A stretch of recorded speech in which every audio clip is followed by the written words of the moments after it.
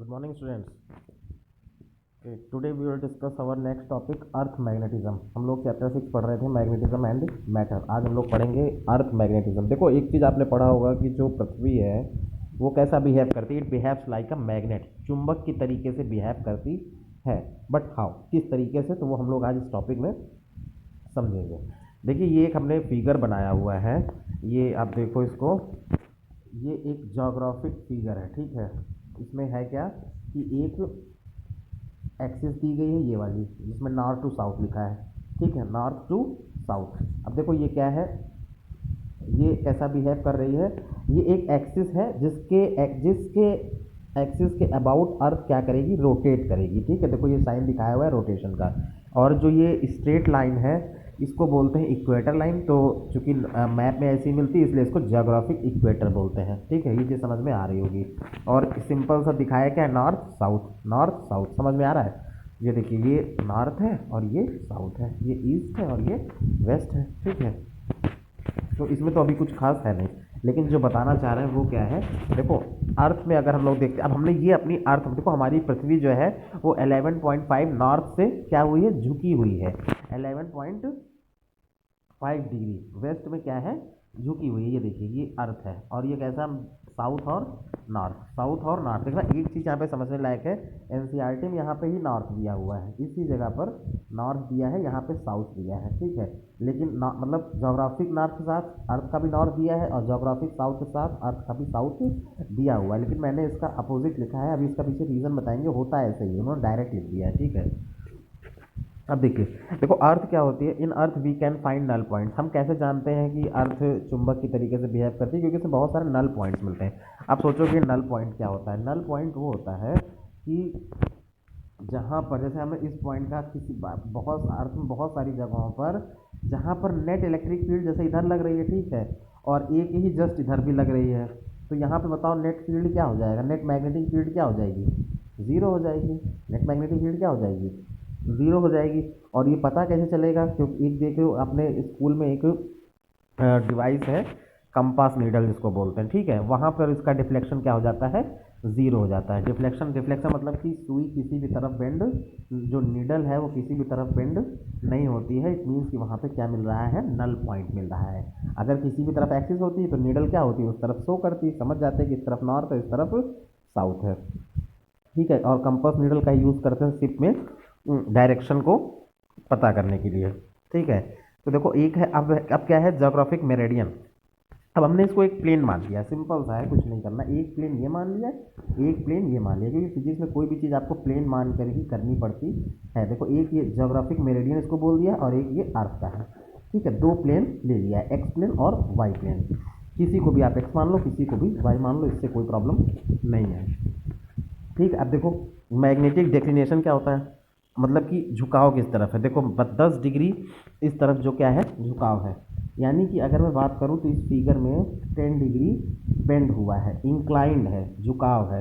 और इस तरफ देखो तो 12 डिग्री, यानी कि वेस्ट, अगर हम इस तरफ जा रहे हैं और हमें नॉर्थ की तरफ जाना है तो हमें 10 डिग्री क्या करना पड़ेगा, इस तरफ रोटेट करना पड़ेगा। किस तरफ, 10 डिग्री ईस्ट की तरफ। 10 डिग्री ईस्ट की तरफ जब आप करोगे ना, तभी आप नॉर्थ की तरफ जा पाओगे। आप मेरी बात समझ पा रहे होगे ना। हम झुकाव हमारा किस तरफ है, इस तरफ है, तो हम समझ जाएंगे कि अगर 10 डिग्री हमने इस तरफ बेंड कर लिया, अब हम किस तरफ जाएंगे, नॉर्थ की तरफ जाएंगे, ठीक है। इसी तरीके से यहाँ पर अगर हमने 12 डिग्री वेस्ट की तरफ मूव किया, तब हम किस तरफ जाएंगे, नॉर्थ की तरफ। तब किस तरफ जाएंगे, नॉर्थ की तरफ। तो बहुत सिंपल चीज़ है, इसको समझ लीजिए, ठीक है। अब क्या है, it aligns into the direction of earth magnetic field. ये जो नीडल है ये किस तरफ अलाइन होती है, मैग्नेटिक फील्ड की तरफ। ये तुमने देखा होगा, जो कंपास नीडल होती है वो हमेशा किस तरफ रहती है, नॉर्थ टू साउथ। किस तरफ रहती है, नॉर्थ टू साउथ। तो यानी कि यहाँ पर नॉर्थ और साउथ की तरफ रहती है, तो ये हमेशा नीडल किस तरफ अलाइन हुई है, जिस तरफ फोर्स लग रहा है। फोर्स किस तरफ लग रहा है, north to south, north to south. तो वो इसी तरीके इस तरफ क्या हो जाएगी, उसका जो हेड होगा वो इस तरफ इंक्लाइन रहेगा, ठीक है। भाई जिस तरफ फोर्स लगेगा कोई भी चीज़ उसी तरफ झुकी रहेगी ना, तो सेम इसमें भी है। और इसमें क्या होता है, इस तरफ होता है 12 डिग्री पर। समझ गए होगे मेरी बात को, ठीक है। फिर अब क्या है, magnetic magnetization and magnetic intensity. देखो ये इंपॉर्टेंट है, इससे आपके क्वेश्चन बनते हैं और डेरिवेशन तो वेरी इंपॉर्टेंट है। फिर से हमने बहुत बेसिक चीज़ से समझाया है, क्या है कि मैग्नेटाइजेशन देखा होगा हमने, एक सोलेनॉइड पढ़ाया था 10th में भी आपने पढ़ा होगा, और 12th में भी इसी चैप्टर में सोलेनॉइड पढ़ाया हुआ है कि सोलेनॉइड क्या है कि अगर हम किसी भी कंडक्टर को क्या करते हैं, उस पर वायर रैप कर दें, क्या कर दें, वायर लपेट दें, रैप कर दें, तो वो क्या हो जाता है, सोलेनॉइड। और इसको ऐसा क्यों करते हैं, मैग्नेटिक फील्ड की इंटेंसिटी बढ़ाने के लिए। जितने नंबर ऑफ टर्न्स होंगे, देखो इसमें जितने नंबर ऑफ टर्न्स होंगे, ये दिख रहे हैं, ये उतना ही मैग्नेटिक फील्ड की इंटेंसिटी क्या होगी, ज़्यादा होगी। मेरी बात आप लोग समझ पा रहे होगे, ठीक है। यहाँ पे हमने क्या किया, एक बैटरी ऐड किया जिसमें करंट जा रही आई एफ। देखो करंट का नाम आई एफ रखने के पीछे ये है कि ये फ्री करंट है। किस तरफ कैसी है, फ्री करंट है, अभी इसमें कोई भी बाउंडेशन या कोई भी बाउंड नहीं हुआ है, ठीक है। If I current flows through a solenoid, लिखा हुआ आई करंट जाएगी, प्लस से जाएगी, तो समझ में आ रहा होगा आई एफ निकल रही है। अब हमने ये इसी चैप्टर में पढ़ा है, B is equal to mu naught N I. B is equal to mu naught N I मतलब मैग्नेटिक फील्ड क्या है, mu naught N I. N क्या है, नंबर ऑफ टर्न्स, आई क्या है, करंट, ठीक है, आई क्या है, करंट, समझ रहे हो। फिर अब देखिए B is equal to mu naught N आई।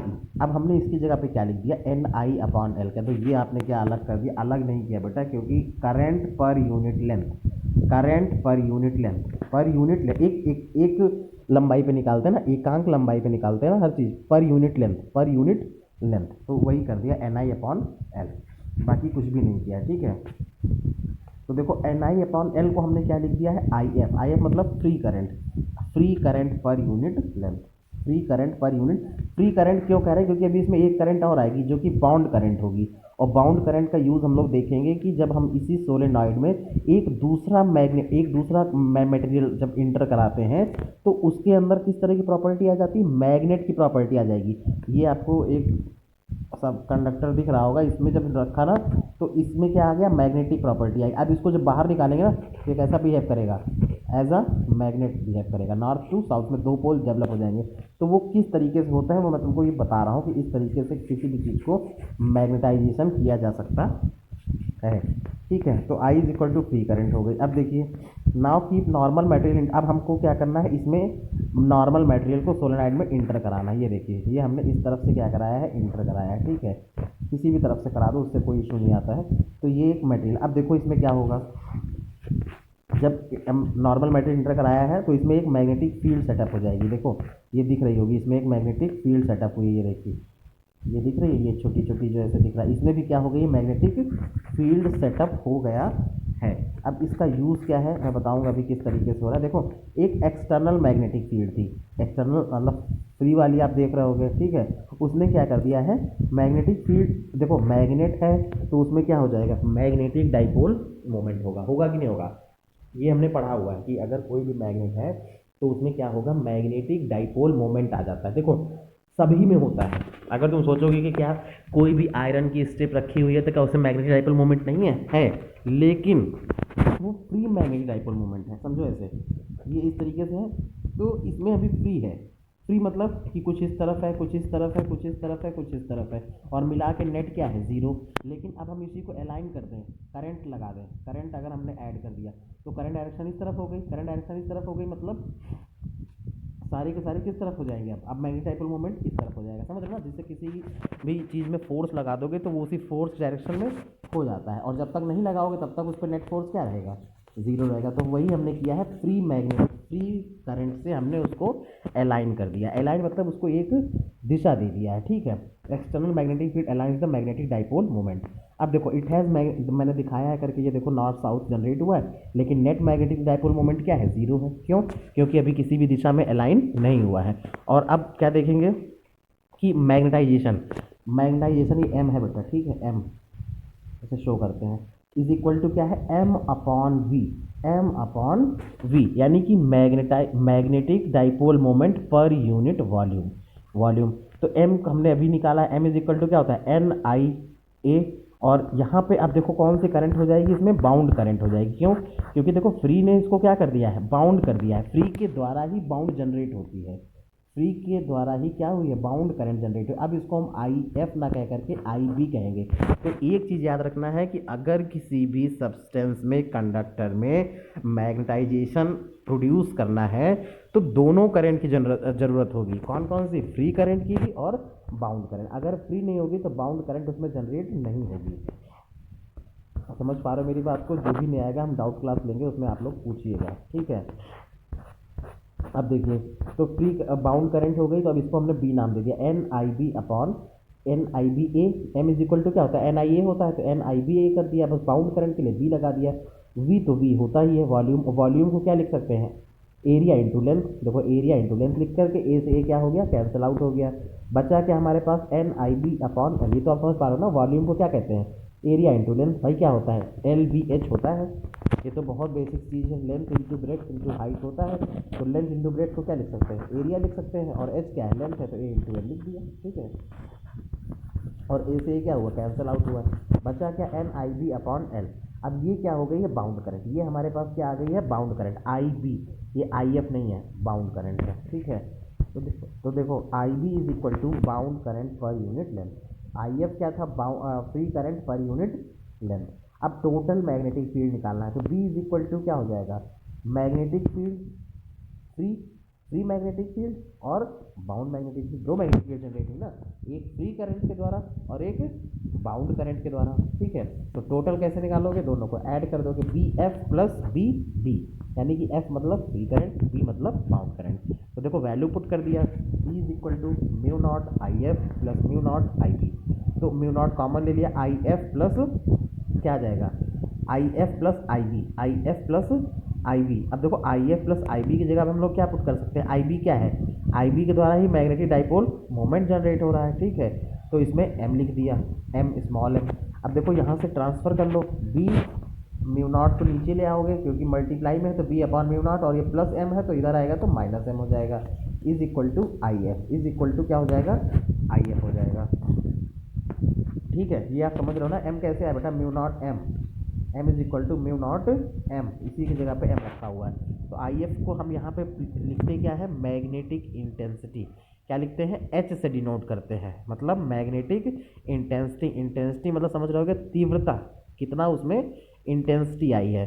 तो एच बराबर क्या हो गया, B upon mu naught minus M. I F की जगह पे एच रख दो, और कुछ नहीं किया, H is equal to B upon mu naught अब माइनस एम। एच क्या है, मैग्नेटिक इंटेंसिटी। तो देखो कि यहाँ पे एक चीज़ दिख रहा है कि एच किसके प्रोपोर्शनल है, एम किसके प्रोपोर्शनल आ गया है, मैग्नेटिक डाइपोल मोमेंट किसके प्रोपोर्शनल आया है, सॉरी मैग्नेटाइजेशन किसके प्रोपोर्शनल आया है, एच के, इंटेंसिटी के। जितनी ज़्यादा इंटेंसिटी होगी उतनी ही ज़्यादा उसमें मैग्नेटाइजेशन होगा, ठीक है।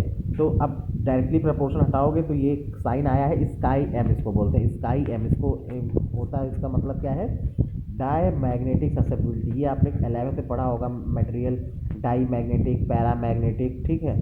तो वही है डाया मैग्नेटिक ससेप्टिबिलिटी। अब डाया मैग्नेटिक ससेप्टिबिलिटी शो क्या करता है, it shows the behaviour in external magnetic field. यानी कि ये जो मटेरियल जिसमें आपने मैग्नेटाइजेशन प्रोड्यूस किया है, वो किसी भी एक्सटर्नल मैग्नेटिक फील्ड में कैसा बिहेवियर शो करेगा, किस तरीके का बिहेवियर शो करेगा, उसी को बोलते हैं स्काई एम। होता क्या है, डाया मैग्नेटिक ससेप्टिबिलिटी। तो देखो एच इज इक्वल टू क्या हो गया, B upon mu naught minus chi M H. Value put कर दिया ना, एम की जगह पे स्काई एम एच पुट कर दो, तो स्काई एम एच आ गया। अब देखो एच को ट्रांसफर कर लिया, माइनस वाला प्लस में चला गया, तो माइनस ट्रांसफर करोगे तो प्लस में हो जाएगा, तो H plus chi M H is equal to B upon mu naught, ठीक है। अब यहाँ से B upon mu naught is equal to क्या, एच कॉमन ले लिया, एच यहाँ पे कॉमन ले लिया, ये देखो एच यहाँ पे कॉमन ले लो, ठीक है। तो क्या हो जाएगा, 1 plus chi M, 1 plus chi M. तो b इज इक्वल टू, अब म्यू नॉट को इधर भेज दिया, तो b is equal to mu naught H 1 plus chi M, mu naught H 1 plus chi M.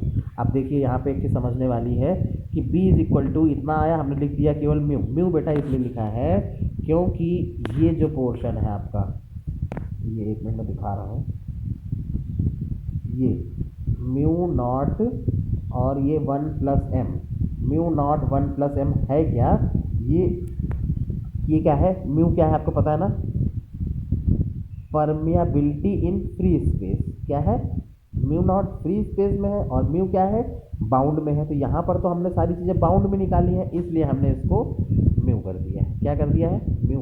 तो फार्मूला आ गया है B is equal to mu into H. Important formula है, याद रखिएगा। और इस डेरिवेशन को एक बार 2 बार करके देखो तो बहुत आसानी समझ में आ जाएगा। ओके।